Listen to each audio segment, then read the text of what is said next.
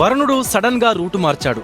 జోరుగా కురడంతో రోడ్లన్నీ జలమయమై వాహనదారులు ఇబ్బంది పడగా అటు వర్షాల కోసం ఎదురు చూస్తున్న అన్నదాతలు మాత్రం ఫుల్ ఖుషి అవుతున్నారు.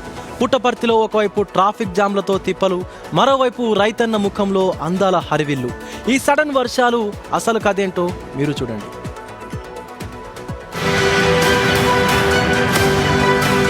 2 రోజులుగా పుట్టపర్తి నియోజకవర్గంలో ఆకస్మిక వర్షాలు దంచుకొడుతున్నాయి. ఈ సడన్ డౌన్ పోర్ తో మెయిన్ రోడ్లన్నీ నదులను తలపిస్తున్నాయి. లోతట్టు కాలనీలు నీట మునగటం, డ్రైనేజ్లు ఓవర్ఫ్లో కావటంతో పాదచారులు, ప్రయాణికులు తీవ్ర అవస్థలు పడుతున్నారు. వాహనాల రాకపోకలు పూర్తిగా స్తంభించిపోయి ట్రాఫిక్ కష్టాలతో జనం అల్లాడిపోతున్నారు.